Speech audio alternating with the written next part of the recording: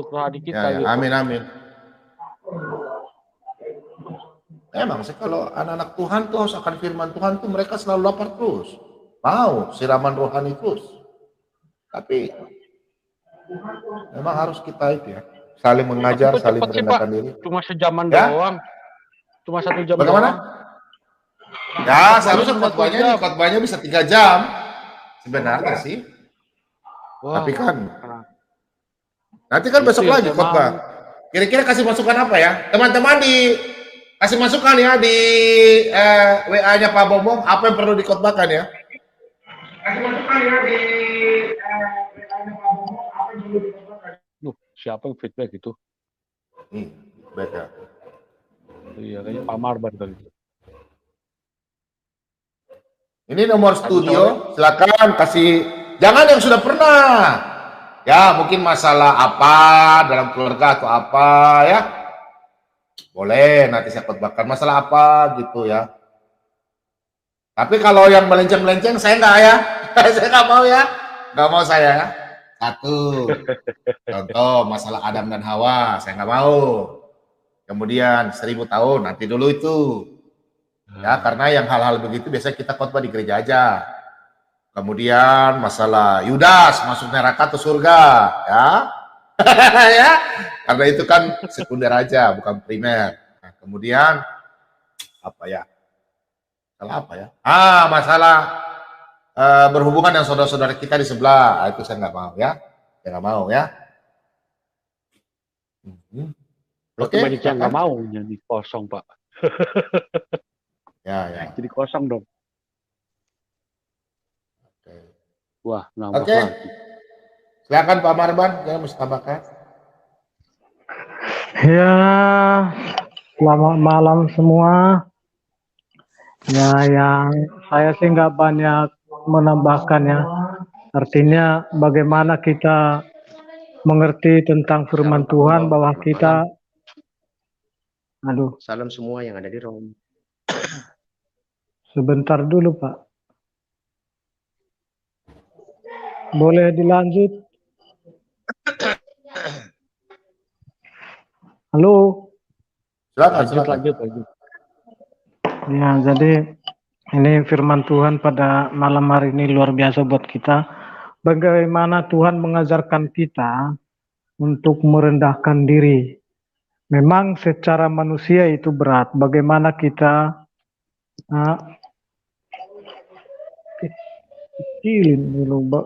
bagaimana kita melawan kecongkakan kita. Pada dasarnya di dalam diri kita manusia ini ada tinggi hati. Dan memang ini siapa ya? Iya, Papa nggak buka. Nabi internet itu. Nabi internet. Ya, saya lanjut ya. Bagaimana kita menguasai diri kita? Tentu itulah perlunya Roh Kudus yang ada di dalam kehidupan kita setiap hari. Agar iblis itu tidak bisa memasuki dan kita tetap rendah hati. Rendah hati, tadi sudah Pak Bombom singgung, kalau kita melakukan kerendahan hati, Tuhan pasti bertindak. Bertindak apa? Bertindak untuk meninggikan kita pada waktunya. Dan itulah mungkin Haleluya. yang harus kita kerjakan ke depan, biar kita bisa ditinggikan Tuhan. Terima Benar, kasih Pak benar. Bumbom. Makasih banyak. Tuhan berkati Pak Marbar. Tumben ya, saya punya like satu ini, abang saya satu nih muncul. Karena sekarang saya padahal itu diri dari awal Pak Marban ya, dari awal ya. Sekarang sudah Ya. susah ya, teman-teman sudah banyak pecinta sholat KBM 2 ya. Enggak, ya Amin, karena kadang ada kegiatan Pak sekarang, jadi nggak seperti dulu bisa. Cuman tadi cepat pulang itu aja. Iya, saya malam ini tadi sebenarnya hampir tidak buka ya. Kesehatan saya agak terganggu. Hmm. Ya bukan karena apa, tapi saya agak sedikit demam tadi ya. Ya, Mungkin kecapean. ya Tadi saya lapor kecapean. saya lapor sama saya punya penanggung jawab, Bapak yang penanggung jawab ini.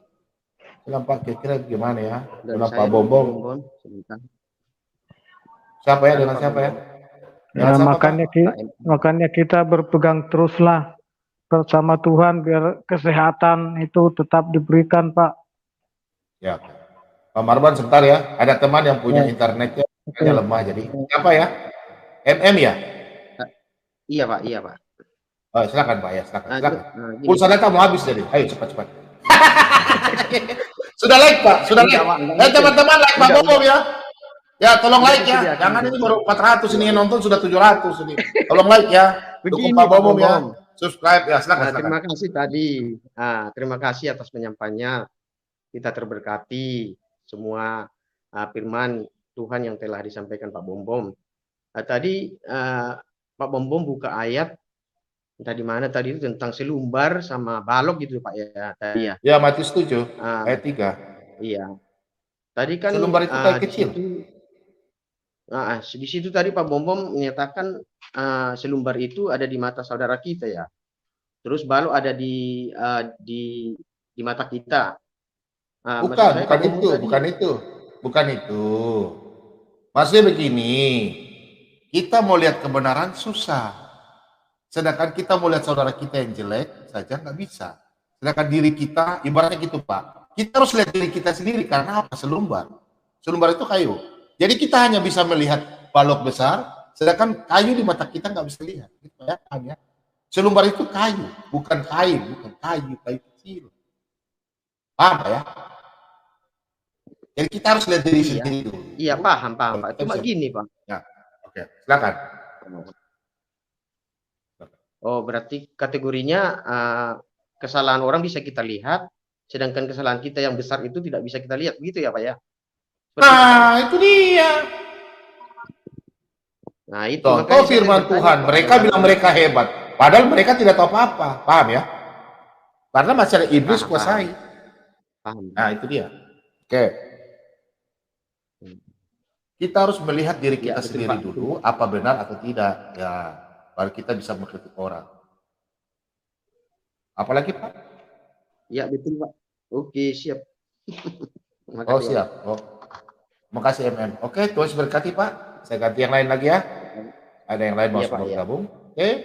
Salam buat keluarga. Tuhan berkati. Jangan lupa like Pak ya. Amin. Oke, selamat malam. Siapa yang mau duluan ini? Goldian. Saya Pak Bombom. Goldian ini siapa ini? Ya. Saya kenal namanya. Assalamualaikum warahmatullahi wabarakatuh. Selamat malam. Ya, Goldian sabar ya. Goldian sabar ya.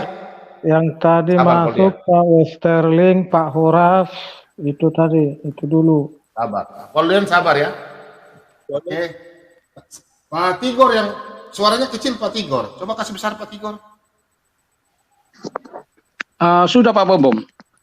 Itu sudah. Bikin kaget saja aku. Macam mana pula kaget sekali aku ya. Silakan. Ini masih dalam tugas sempat-sempatkan Pak Bombom. Ya, siap. Iya. Selamat malam Pak Bombom. Terima kasih. Saya baru masuk ini, baru bergabung. Terima kasih banyak Pak Bom.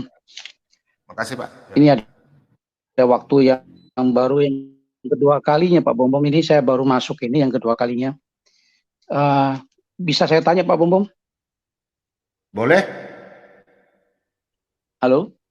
Ya, Pak Bom bisa dilihatkan di 1 Petrus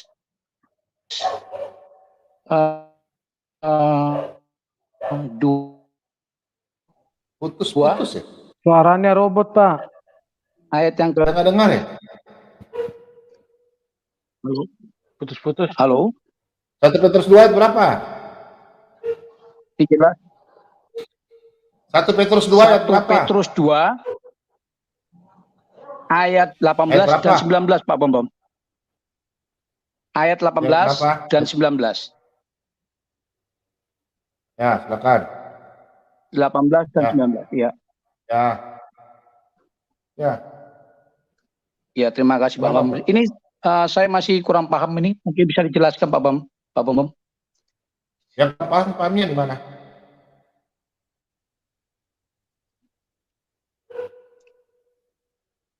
Ya. Hai kamu hamba-hamba. Hai kamu hamba-hamba. Hamba-hamba ini bukan pendeta aja ya.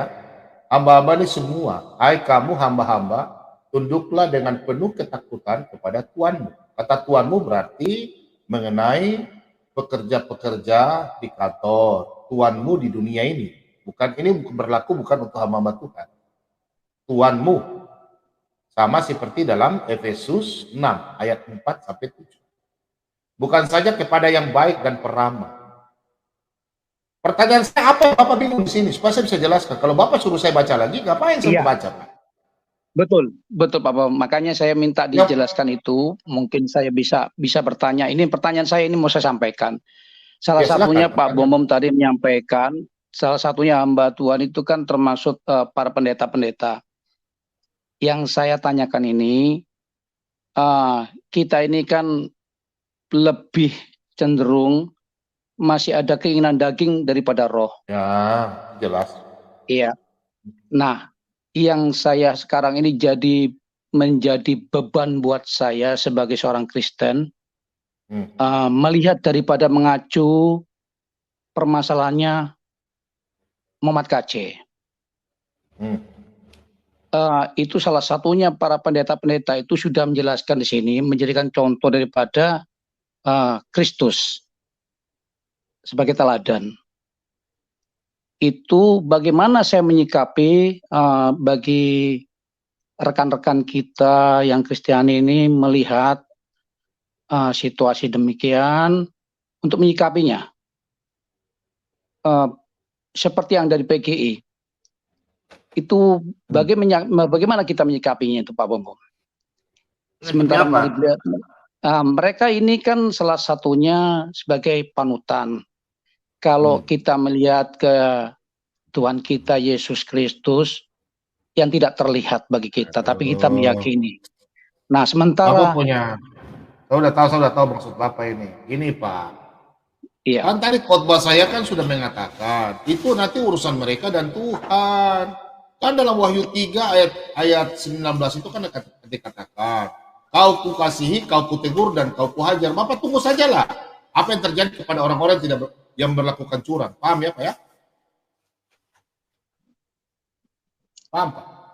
Iya, baik Pak Bom, cukup paham saya.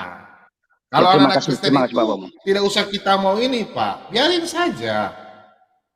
Karena orang Kristen itu ada namanya di dalam Yesaya 11 ayat 2, buah roh itu ada dalam diri kita. Roh itu. Jadi kalau kita melihat masalah suatu kedudukan, status, masalah pemotivasi, kita lari ke sana dan ke sini, kelompok ini. Saya nggak berani Pak. Kalau bicara Alkitabiah, itu sudah Alkitabiah mengatakan bahwa biarkan lihat dia berkembang, nanti Tuhan yang akan mengatur. Tadi kan saya sudah sampaikan, di mana kita rendah hati, Tuhan akan tinggikan kita. Di mana kita meninggikan diri, Tuhan akan turunkan rendahkan kita. Kecongkakan. Di situ kan dalam Filipi 2 tadi ayat 3 sampai 5. Gini gitu Pak ya. Baik.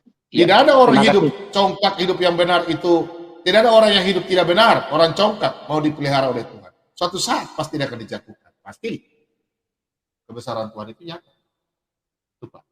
Kalau Bapak mau singgung saya dan Muhammad KC, masalah politik, aduh, saya sudah sampaikan berapa kali saya khotbah Pak. Muhammad KC itu orang yang terbelakang, sekarang dia akan terdepan. Dan itu terjadi. Oke Pak? Baik, cukup. Terima kasih Pak. Amin, amin. Ya, itu sudah, Pak Tigo. Oke? Saya jemput teman-teman lagi dulu Pak ya. Oke? Oke, Ibu Ane, silakan. Shalom, Pak Bombom. Halo. Shalom untuk semuanya. Selamat malam, Tuhan berkati. Pak Bombom, malam ini lebih luar biasa firman-Nya. Amin. Sangat-sangat tajam, Pak. Lengkap sekali. Dari firman menjadi manusia, teladan Yesus, kuasa Allah yang menjadi manusia melebihi kuasa bom atom, bom hidrogen, lebih Pak. Jadi itu yang mereka harus tahu, bahwa kuasa Allah itu luar biasa. Seperti itu Pak Bombom. Sayang Pak Bombom ya, masih banyak yang belum percaya. Semoga apa yang Bapak sampaikan pada malam hari ini, roh Tuhan bekerja, berkuasa. Bagi siapapun yang mendengarkan, mereka boleh tergerak hatinya, lebih mengetahui siapa Yesus itu yang sesungguhnya. Wah, luar biasa Pak Bombom. Tuhan Yesus berkati Pak Bombom beserta keluarga. Nah, di sini judulnya Pak, meneladani Tuhan Yesus bersatu dalam pelayanan. Ini juga sangat-sangat bagus sekali judulnya ya Pak ya. Banyak sekali kata-kata yang mewakili kata melayani ya Pak Bombom. Bisa dikatakan mengabdi atau menghamba kepada Tuhan dan kepada orang lain, atau ada juga pola hidup yang bukan lagi hidup untuk dirinya sendiri, melainkan hidup untuk Tuhan dan untuk orang lain. Seperti itu. Nah, apa sih yang menyebabkan kita atau yang mendorong kita untuk belajar atau harus melayani Tuhan Pak Bombom dan orang lain? Dasarnya hanya satu Pak, yaitu yang Bapak katakan tadi, jelaskan bahwa dasarnya adalah karena Yesus sendiri sudah datang, Allah sendiri sudah datang di dalam dunia ini dalam rupa Yesus Kristus untuk dan sudah melayani kita. Nah, seluruh hidup Yesus selama 33 tahun ditandai oleh jiwa yang melayani. Kita bisa baca dalam firman yang ada dalam Bible kita. Nah, tujuan hidup Yesus apa? Bukanlah untuk mendapatkan pelayanan, melainkan untuk memberikan pelayanan. Itulah tujuan hidup Yesus Kristus. Isi hidup Tuhan Yesus bukanlah untuk dilayani, melainkan melayani. Alkitab tidak menggambarkan Yesus sebagai Tuhan yang berjaya atau yang berkuasa, tetapi menggambarkan sebagai Tuhan yang melayani dan menghamba. Yesus adalah diakonos, pelayan. Nah, jiwa Kristus inilah jiwa yang melayani, yang menghamba. Itulah juga jiwa yang harus kita miliki, yang harus kita ikuti sebagai umat Kristiani yang percaya kepada Tuhan. Nah, orang yang berjalan di belakang Yesus pastilah orang yang rela melayani, tulus mengikuti Kristus dan menjadi hamba. Dalam pelaksanaannya itu memang tidak mudah ya Pak Bombom. Tadi sudah Pak Bombom sangat jelaskan, harus menyangkal diri, harus memperbaiki diri, harus rendah hati dan sebagainya.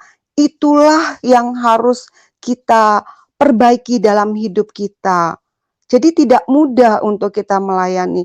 Jadi mereka tuh jangan pikir sebagai pelayan di dalam kekristenan itu tidaklah segampang yang mereka pikiri.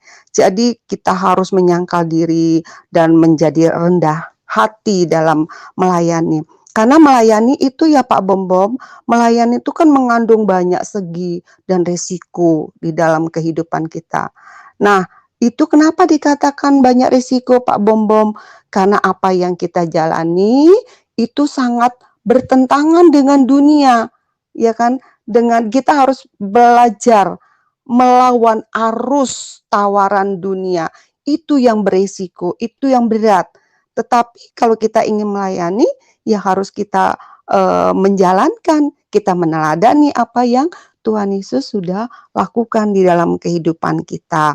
Nah, kalau kita baca dalam Lukas 22 ayat 27b ya kalau nggak salah ya Pak Bom, Yesus berkata, tetapi aku ada di tengah-tengah kamu sebagai pelayan. Nah, jelas di situ Yesus mengatakan dirinya bahwa tetapi aku ada di tengah-tengah kamu sebagai pelayan.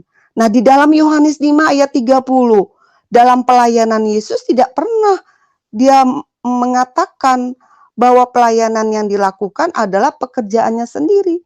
Tidak pernah. Dia malah melihat dirinya sebagai manusia, atau Yesus itu adalah Allah yang sebagai manusia dia lakukan adalah pekerjaan Bapa gitu.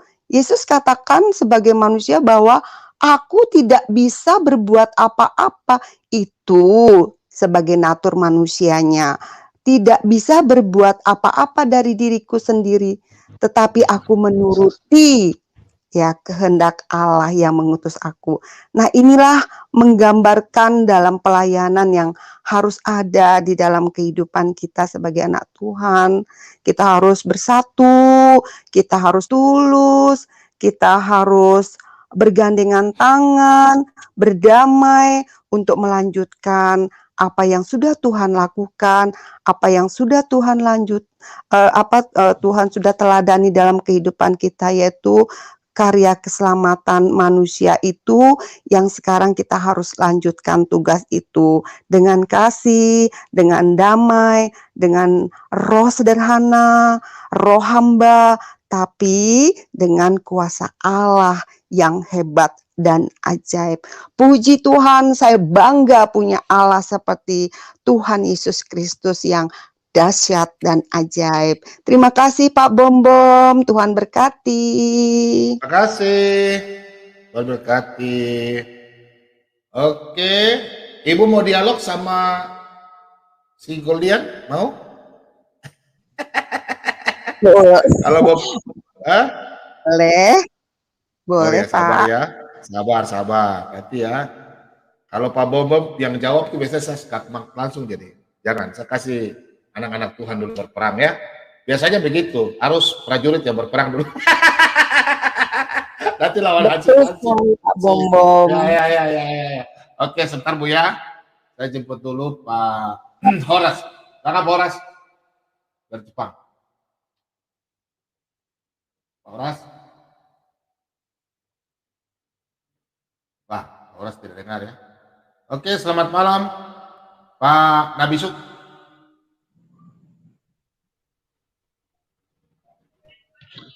Halo, shalom, Pak Bom. Shalom.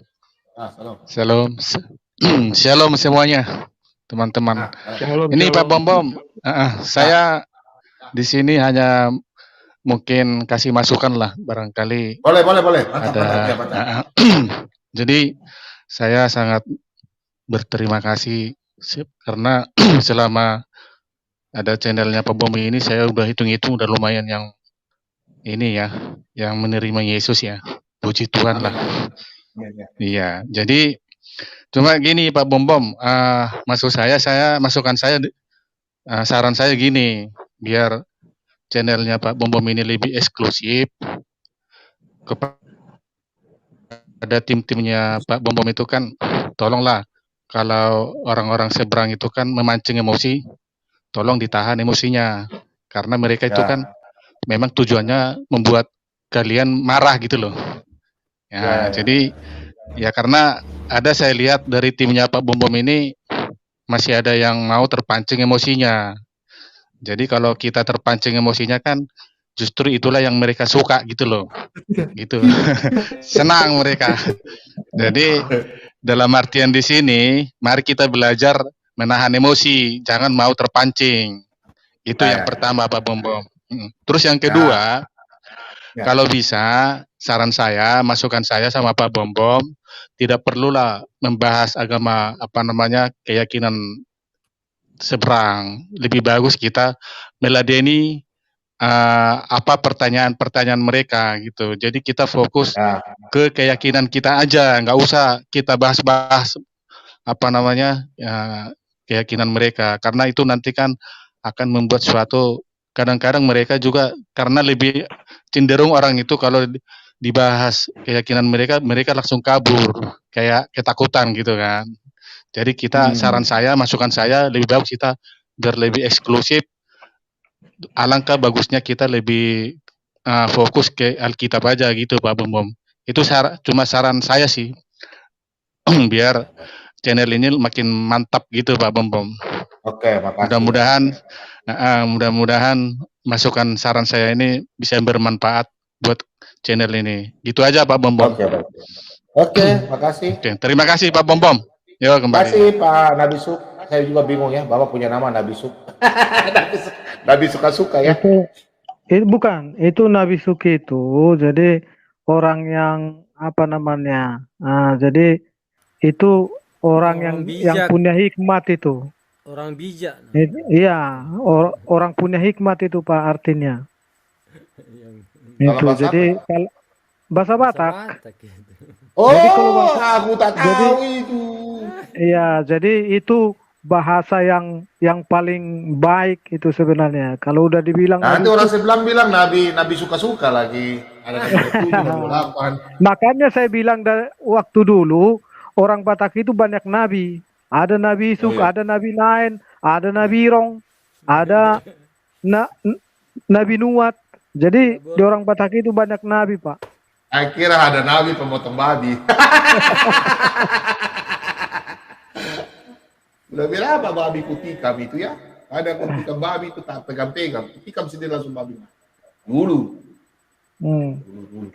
Oke. Silakan ya. Jadi. Udah. Saya cepet dulu. Oke, silakan. Selamat malam Pak Horas. Pak Horas.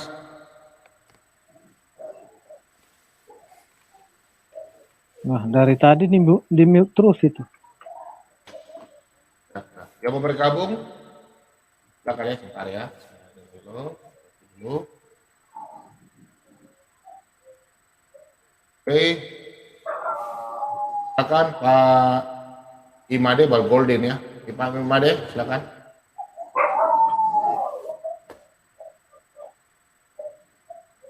Pak Imade. Ya, salam Pak Bombom, salam ya. Salam Pak. Ya kabar. Ya. Gimana kabar Pak di Bali? Kalau bahasa Bali apa ya? Gimana kabar? Gimana kabar gitu? Bahasa Bali apa Pak ya? Ken kabare kemade. Ken kabare begitu. Ken kabare. Iya, ken kabare. Orang Bali ya. Ken kabare. Yo. Kalau kabar baik itu apa? Kalau kabar baik apa? Becek-becek. Becek-becek. Ken kabare becek-becek. Kalau aku tahu bahasa Jawa. Ya kabare apa wae. Kaitu. Ken kabare becek-becek ya? Iya. Baik-baik artinya Pak. Iya. Oke, baik, siap. Baik, saya terus Pak Bombom. Lanjutkan. Iya, puji Tuhan, Tuhan terus peliharakan hidup saya. Luar biasa ya Pak Bombom ya. Terima kasih Pak Bombom atas waktunya. Pak Bombom sudah berikan saya waktu. Saya bersyukur sekali Pak Bombom, melalui channel Pak Bombom saya sangat diberkati.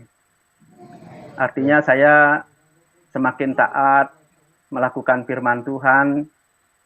Penjelasan-penjelasan yang Pak Bombom berikan luar biasa sih saya rasakan Pak Bombom. Diubahkan hidup saya, semakin diubahkan, semakin serupa dengan Kristus. Memang saya sebagai orang berdosa, saya tidak pernah mendengarkan suara Tuhan itu secara audible, tidak pernah. Cuma saya bisa mendengarkan suara Tuhan itu melalui Alkitab, melalui firman Tuhan. itulah yang menurut saya sangat bersyukur mengenal Allah yang benar. Nah, kalau tanpa tuntunan Roh Kudus di dalam kita itu, kita tidak menemukan keselamatan. Makanya saya bersyukur sekali dipilih oleh Tuhan, yaitu Tuhan Yesus Kristus yang bisa menyelamatkan hidup saya. Nah, di sini sih tujuan kita sebagai anak Tuhan bukan tujuannya mengkristenisasi orang, tidak. Tujuan kita hanya cuma satu, ingin memberitakan kabar baik itu, kabar sukacita, yaitu Injil kebenaran, Injil kerajaan surga. Itu sih yang terpenting, supaya banyak jiwa yang mau datang, mau diselamatkan. Seperti firman Tuhan dikatakan ya, sangat jelas Tuhan Yesus itu memberikan jaminan keselamatan kepada kita.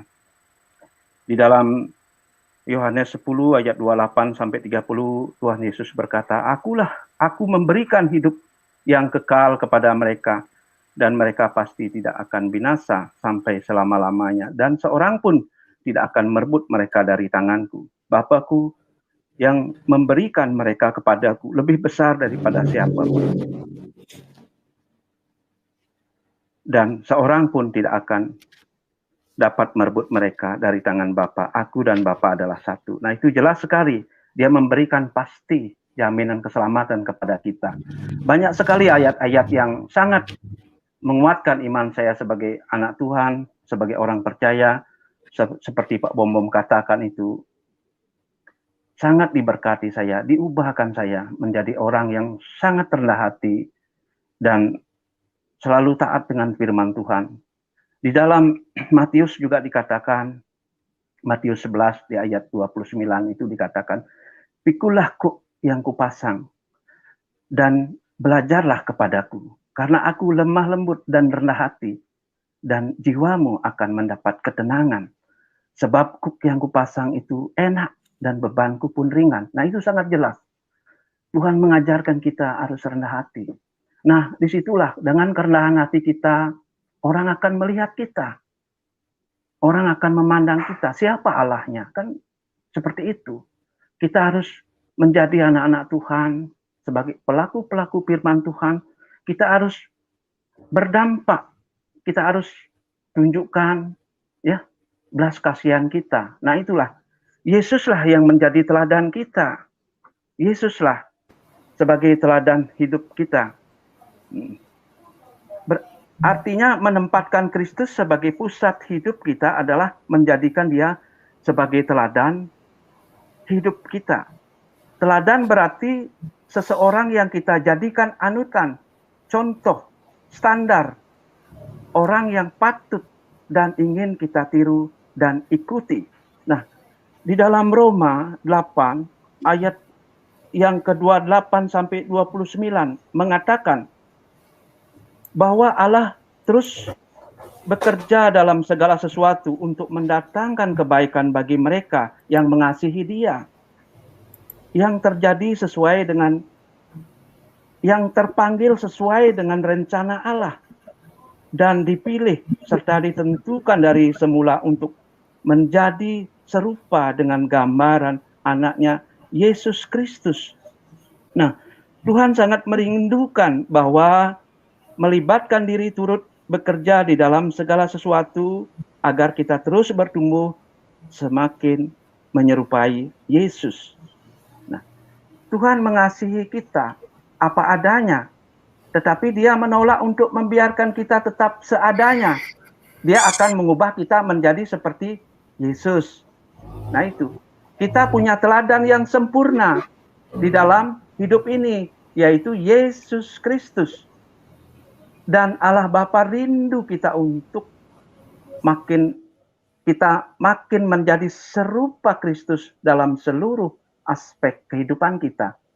Nah, itu saja Pak Bom dari saya. Terima kasih Pak Bom. Terima kasih Pak. Tuhan Yesus memberkati kita semua ya. Pak Bom, saya izin Pak Bom ya, saya anu saja. Iya Pak Made. Ya. Salam buat keluarga ya. Pak Made. Ya, salam ya. Ya, terima kasih Pak Bom ya. Salam balik ya. Tuhan Yesus memberkati ya. Iya. Terima kasih. Oke. Selamat malam Pak Westerling. Selamat malam Malam Pak Ustadz. buat teman-teman juga yang ada di room maupun yang ada di live chat. Saya ucapkan selamat malam, Tuhan Yesus memberkati. Malam. Yang ingin saya sampaikan, apa yang dijabarkan Pak Bombom beberapa hari yang saya pantau ini sangat luar biasa. Firman itu harus disampaikan setajam silet, Pak Bombom. Orang-orang yang mendengar dan dapat memahami. Karena penjabaran Alkitab itu, penjabaran firman Tuhan itu hanya orang-orang yang kepenuhan Roh Kudus bisa mengungkap maksud dan tujuan setiap ayatnya. Karena berawal ketika Alkitab itu ditulis, tentunya penulisnya itu orang-orang yang kepenuhan Roh Kudus. Jadi yang untuk mengungkap daripada maksud tujuan Alkitab itu adalah orang-orang yang kepenuhan Roh Kudus. Tanpa ada Roh Kudus menyertai orang-orang yang membaca itu hampa dan tidak akan bisa menemukan titik maksud dan tujuan. Dan adapun saya ini rajin-rajin mengikuti penjabaran firman Pak Bombom ini, tidak mungkin sesuatu yang ada yang saya tidak tahu pasti akan saya tahu juga. Jadi saya banyak belajar dan saya ingin menjadi cermin di dalam kehidupan saya. Nah, sebagai orang Kristen, saya mengimplementasikan cara hidup saya sebagai orang Kristen di tengah-tengah masyarakat. Yang tentunya tadi terkait dengan apa yang dijabarkan oleh Pak Bombom, jangan kita congkak. Kita harus rendah diri. Kita harus berbaik hati kepada orang. Kita tunjukkan sebagai orang yang beriman Kristen itu mana dia mengimplementasikan itu rasa kasih kepada sesama. Secara otomatis itu kalau kita berlaku hidup seperti demikian, orang akan menjadi segan kepada kita. Orang akan menghargai juga kita, meskipun saya seperti saya ini, saya hidup di tengah-tengah orang-orang seberang. Dan dalam satu dusun itu cuma saya sendiri yang menganut agama Kristen. Selebihnya itu. Tetapi mereka hargai saya. Kenapa mereka menghargai saya? Karena saya mengimplementasikan ajaran-ajaran kasih Yesus. Saya harus rendah diri. Tetapi artinya juga mereka tahu. Loh, ini orang ini bukan sembarang juga. Tapi cara hidupnya sangat menghargai orang lain. Nah, begitu kita, makanya kalau kita sebagai orang Kristen, tidak perlu kita mau pergi khotbah-khotbah orang lain. Yang penting kita tunjukkan saja cara hidup kita lah. Cara hidup sebagai Kristen. Dan mereka nanti akan terpanggil dengan sendirinya. Mereka bertanya.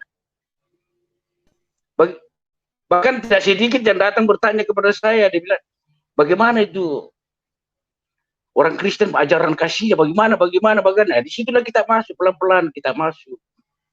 Memberitahu. Akhirnya mereka mengakui. Dia bilang, ya, di ajaran kami ini juga ada yaitu Isa Al-Masih. Nah, pelan-pelan. Jadi ya, akhirnya kita di tengah-tengah masyarakat itu seakan-akan kita adalah terang, kita menjadi terang.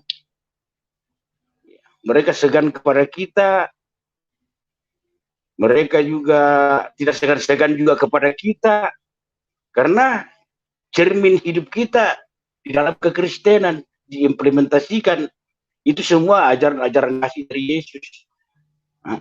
Jadi sebagai orang Kristen tentunya cara hiduplah, bagaimana cara hidupmu seperti tadi yang dijabarkan oleh Pak Bombom, firman yang dijabarkan oleh Pak Bombom itu yang harus kita implementasikan, baik di mana lingkungan kita berada, di mana lingkungan kita bekerja, dimanapun saja. Jangan congkak, kita harus merendah. Kalau kita selalu merendah itu, orang akhirnya juga akan menghargai kita.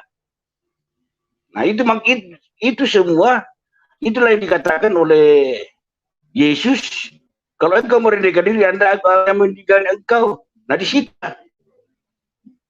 timbal baliknya atas perilaku hidup kita kepada di tengah-tengah masyarakat, atas menjabarkan ajaran kasih, murah hati, ringan tangan membantu, santun dalam bertutur kata. Ya, akhirnya orang akan memahami, orang akan tahu, bertanya-tanya, bagusnya itu ajaran keyakinan kamu itu. Ya, jadi secara tidak langsung kita mengedukasi mereka ajaran kasih Yesus. Ya, saya kira aja begitu, Bung. Makasih. Ya. Silakan lanjut. Oke, makasih banyak Pak Sterling. Saya sambut dulu Pak Horas. Selamat malam Pak Horas. Dari tadi saya panggil. Selamat malam. Puji Tuhan, salam buat saudara-saudara semua yang ada di room ya, Pak Bombom dan saudara-saudara yang lain ya. Puji Tuhan, tadi kita udah dengar firman Tuhan yang luar biasa, bagaimana firman Tuhan mengajari kita seperti yang diberitahukan tadi untuk hidup rendah hati atau mementingkan orang lain tentu dalam kehidupan kita supaya kita menjadi saksi seperti yang teman-teman yang lebih awal telah mengatakan itu. Ya, memang tadi firman itu cukup sangat-sangat luar biasa ya. Memang firman Tuhan kita adalah sangat luar biasa supaya kita hidup menjadi serupa dengan Kristus. Ya, itu yang Tuhan inginkan dari kita.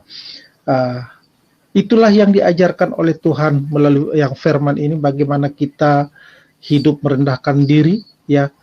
Kita bayangkan kalau Tuhan melakukan kodratnya sebagai Tuhan pada saat dia mau disalibkan, otomatis kita nggak ada selamat, tapi dia mengosongkan dirinya seperti tadi firman tadi. Itulah yang menjadi kekuatan bagi kita untuk menjadi kita ambil kehidupan Kristus Yesus menjadi teladan dalam kehidupan kita. Luar biasa firman itu menuntun kita dalam berperilaku, dalam bersosialisasi, baik itu dalam pekerjaan atau rumah tangga juga, atau di mana kita bergereja tentu juga ya. Bagaimana kita harus hati kita lebih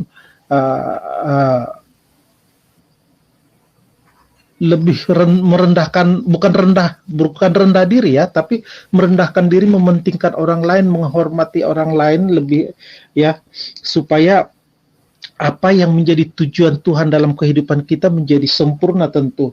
Seperti juga Tuhan yang dikatakan oleh kitab suratan Paulus di Roma 12 itu ya, ayat 10 dikatakan bahwa hendaklah kamu saling mengasihi sebagai saudara dan saling mendahului dalam memberi hormat. Dan juga bagaimana juga kita dalam kehidupan kita juga untuk memberi kalau ada yang membuat kita jengkel atau membuat kita sakit hati, mengampuni seperti yang tadi dikatakan oleh Pak Bombo. Memang tidak mudah untuk mengampuni orang lain. Itu seperti orang yang tercabik-cabik rasanya itu ya. Tapi itu yang Tuhan mau. Seperti pada saat dia disalibkan dikatakan bahwa ampunilah mereka karena mereka tidak tahu apa yang mereka perbuat. Memang tidak mudah saudara-saudara ya. Atau yang di luar daripada chatroom ini, tidak mudah untuk memaafkan orang lain, tapi itu yang Tuhan mau.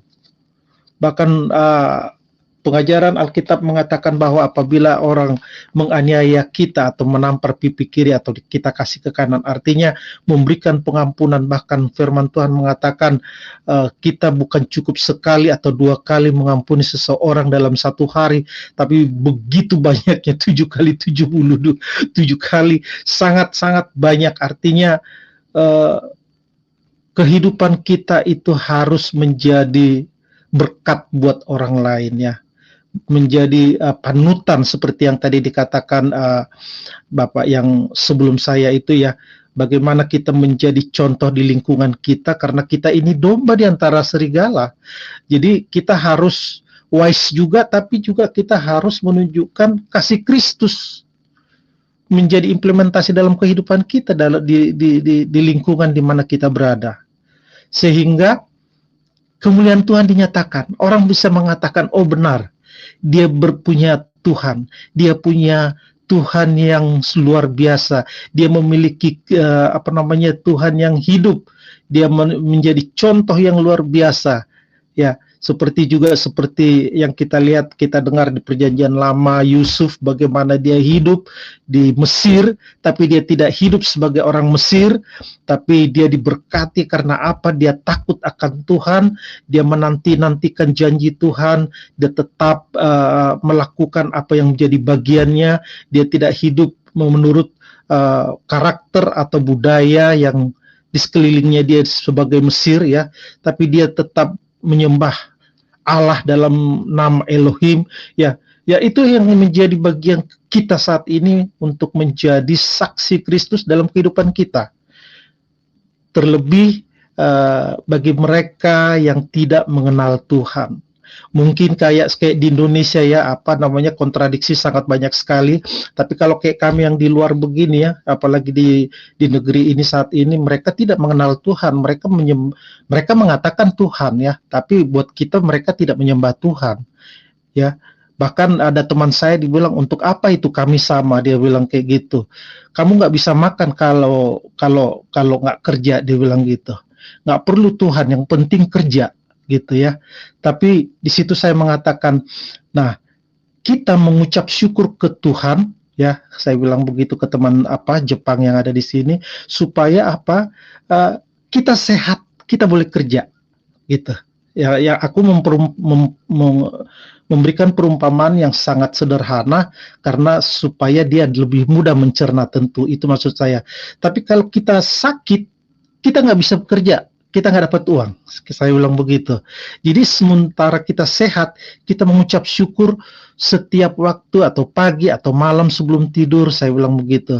Walaupun dia tapi dia bilang dia bilang kayak gitu. Artinya dari hal-hal yang simple kayak gitu mereka boleh melihat. Bahkan teman saya di sini mengatakan, diajak saya ke kalau di Indonesia mungkin bar ya, kalau di sini snack, ada perempuan, ada apa segala macam. Dia bilang, ayo saya bayarin kamu. Saya bilang no, saya bilang enggak, saya Kristen. Saya bilang, oh banyak juga orang Indonesia di situ. Aku bilang, Kang Kenai, mau mereka itu mau orang Indonesia mau apa, tapi Tuhan saya melarang saya untuk masuk ke sana gitu. Jadi kita juga harus memisahkan kehidupan kita dari pola-pola kehidupan di mana kita bersosialisasi, supaya kebenaran Kristus dalam kehidupan kita nyata, sehingga orang boleh memperkatakan benar, dia punya Tuhan yang hidup, sehingga nama Tuhan dipermuliakan. Firman Tuhan tadi cukup luar biasa ya. Aduh, saya mendengarnya, saya bilang Pak Bombo memang punya sangat talent. Kita berdoa juga supaya dia tetap, Pak Bombom, sehat-sehat, supaya bukan cuma kita yang diberkati oleh kebenaran firman Tuhan, terlebih saudara-saudara kita yang belum mengenal Tuhan, kita berdoa bersama-sama. Saya percaya seperti yang Pak Bombom mengatakan tadi yang dari awal-awal, bahwa akan ada orang-orang yang menerima Kristus. Ya, karena firman Tuhan mengatakan negeri kita adalah negeri yang berpulau-pulau. Tuhan sudah menubuatkan itu di Alkitab, bahwa Bani Kedar itu banyak yang akan menerima Kristus. Itu di bangsa kita. Melalui lain ini aku percaya telinga akan mendengar. Ada kebenaran firman Tuhan yang dibukakan. Kita berdoa supaya selaput-selaput yang menutupi pemikiran mereka, supaya dibukakan, sehingga kebenaran Kristus masuk ke hati mereka, sehingga mereka juga mulai menerima Kristus sehingga bangsa kita bangsa yang mengenal Tuhan dan bangsa yang menyembah Tuhan yang benar di dalam Kristus Yesus tentu, sehingga bangsa kita bangsa yang diberkati. Puji nama Tuhan. Pak Bombom, saya serahkan kembali ke Pak Bombom. Saudara-saudara yang lain mungkin masih ada yang untuk memberikan masukan untuk saling menguatkan. Puji nama Tuhan. Haleluya. Oke, makasih Pak Ara. Oke, silakan Pak Goldain. Saya ya. Ya, Pak Golden. Ya. Assalamualaikum warahmatullahi wabarakatuh. Pertama-tama puji syukur kita panjatkan kehadirat Allah Subhanahu wa taala yang pada malam hari ini kita dapat dipertemukan satu sama lain. Dan sekiranya Bapak-bapak dan Ibu-ibu sekalian dapat dilawat dan dijamah hati dan pikirannya sehingga menjadi pribadi baru di dalam Islam. Kami sudah pribadi baru, Pak, di dalam Yesus Kristus. Saya tidak mau masuk neraka. Maaf saya. Saya juga. Oke. Pertama-tama. Yang Lo sini lawan gua. Lo mau bilang apa? Dari sekian pakai dalil ya, pakai dalil. Jangan pakai omong kosong, saya nggak mau. Pakai dalil ya. Oke, silakan. Mau tanya apa? Dari sekian banyaknya teori-teori yang Bapak-bapak. Teori mana? Teori Darwin. Yang manusia dikutuk jadi kera. Jadi seakan-akan pemaksaan diri bahwa seakan-akan kalian. Oh, kamu yang pemaksaan diri. Seakan-akan manusia jadi kera. Kamu tunjukkan dalilnya. Kamu orang Kristen yang dikutuk jadi kera. Ayo. Contoh yang terjadi sekarang di chat ini, Pak. Apakah sudah sesuai dengan apa yang Bapak-bapak sampaikan? Ini saya bacakan ya. Muhammad anak haram turunan lonte. Muhammad SAW Raja Jin Gua Hiro. Apakah ini contoh yang barusan kalian paparkan? Apakah contoh juga yang kalian tulis? Hah? Kau jangan mandang sepihak kau. Ini di channel kau lebih parah, kau nggak, kau menista. Jangan pura-pura sok kau di sini. Ini bukti nyata ini, Pak. Ini bukti nyata channel kau menista. Tahu nggak kau? Di mana? Di mana? Mempelajari firman dengan baik. Mempelajari firman. Lu tahu apa dengan firman? Tuhanmu tidak bisa berfirman. Dengar dulu saya. Tuhanmu tunjukkan ayatnya kalau Tuhanmu bisa berfirman. Tunjukkan. Berfirman langsung kepada manusia. Kalau lu tunjukkan. Jangan lu ngomong firman di sini kalau lu tidak bisa tunjukkan. Saya bacakan. Tunjukkan dalil ayatmu. Tuhanmu berfirman langsung kepada manusia. Tunjukkan. Al-Baqarah ayat 79. Buka. Ayo kita saksikan. Orang yang menulis kitab dengan tangan mereka. Kau tunjukkan di kitabmu bahwa Tuhanmu bisa bicara langsung. Lu tunjukkan di kitabmu Tuhanmu berfirman langsung. Jangan sok lu ngomong firman di sini. Lanjut, ini dari Allah. Lo tunjukkan, lo tunjukkan mana di kitabmu. Lo tunjukkan di kitabmu. Hei Goldian, lo sok pinter, lo tunjukkan di ayat di Al-Qur'anmu. Tuhanmu berfirman langsung kepada manusia. Tolong tunjukkan. Ini Pak, ayat ini sudah mengatakan bahwa kalian celaka lah. Kalian yang celaka. Kalau firman di Al-Quran itu turun langsung. Mana? Tunjukkan ayatnya. Tunjukkan ayatnya. Tunjukkan. Bikin aja itu. Yang sesungguhnya. Kalau nggak bisa tunjukkan ayatnya, tunjukkan wajahnya. Firmannya turun dari jin. Jin Gua Hiro. Kalian mengatakan bukti dasar juga dari jin. Memangnya kalian lihat itu dari jin? Oh, hadis nabimu bilang. Mau kasih lihat nggak? Sadarlah Pak. Mau nggak kasih lihat? Turun menjadi. Bicara pakai dalil. Pakai dalil. Abdul. Masih mau lihat nggak? Pak Bombom dia sok-sokan ngomong firman. Pak Bombom, mereka nggak kenal dengan firman Pak Bombom. Malu-maluin aja lu.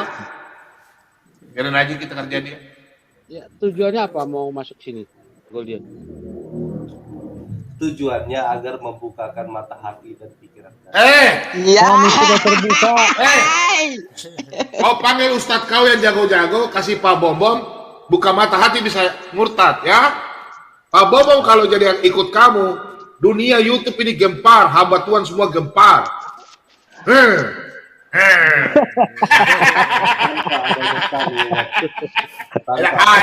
Kalian itu tidak ada apa-apa.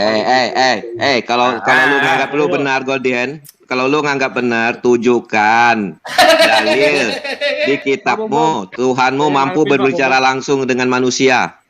Ya. Saya yang hadapin. Ya, biarin aja. Oke, biar sudah penggugat. Oke, silakan. Pak Goldian. Al-Quran firman Allah ya Pak ya? Iya. Betul ya? Iya. Kok firman Allah nggak jelas Pak? Mesti harus ditafsir. Hadis itu Pak, untuk menyempurnakan. Saya nggak ngomong hadis, saya ngomong tafsir.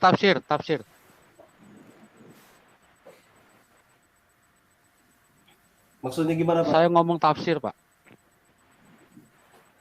Supaya orang di luar dari bahasa Arab itu mengerti. Makanya ada tafsirannya. Kenapa? Sebentar. Kan jangan ketawa dulu lah Pak Marban. Ya habis lucu. Sekarang kan begini. Allah kamu maha kuasa. Ya. Masa dia nurunin ayat nggak jelas? Ada yang mukamat, ada yang mutasabihat. Tapi yang tahu takwil ya cuma Allah. Gimana tuh? Nah, bagaimana kok kayak main kucing-kucingan? Bagaimana dengan kitab kalian, kitab Markus yang ditambahkan itu? Lu nggak punya data apa-apa. Ya. Sekarang pertanyaannya, Allah kamu tuh kalau kasih ayat tuh banyaknya nggak jelas. Nggak jelas gimana aja, Pak? Coba saya tanya. Dalam Al-Quran ada kisah anak Nuh. Namanya siapa? Di Al-Quran coba cari. Kalau mau cari referensi itu Pak, ada di kitab Taurat. Wah, mengemis. Ada pengemis. Halo, tolong. Punya sendiri dong, punya sendiri. Halo, tolong Pak Bombom.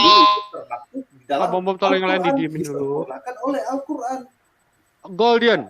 Bukannya ngemis. Dengar dulu, dengar. Shit, udah. Goldian. Yang saya tanya, nama anak Nuh yang nggak ikut di perahu, yang mati. Namanya siapa? Allah cuma menceritakan, tapi tanpa memberitahukan siapa yang jelas. Ada yang mati. Namanya siapa?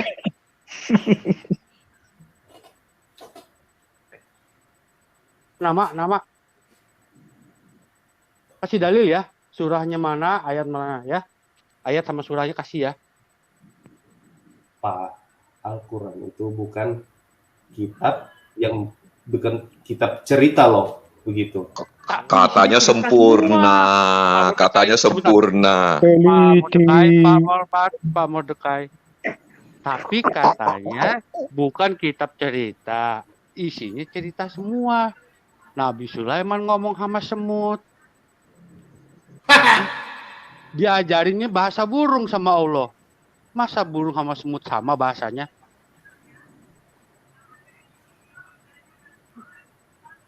Ayo, ngomong apa lo? Bukan kitab sejarah. Ditanya siapa nama anak Nuh? Udah, gini aja. Bapak cari di kitab Taurat. Saya kasih izin, Pak Goldian. Dengar dulu. Pak Goldian, saya kasih izin Bapak untuk cari di kitab. Udah kabur. Sudah kabur Pak. Lari. Aduh, jangan kasih pertanyaan kasar yang keras kah? Itu gampang Pak Bombom. Itu gampang. Aduh. Tendangan penaltinya kalau lu tendangan sang penggugat, tendangan penalti itu dekat-dekat menit terakhir. Apa lagi sih? Aduh, salah lah. Sang penggugat. Udah kabur.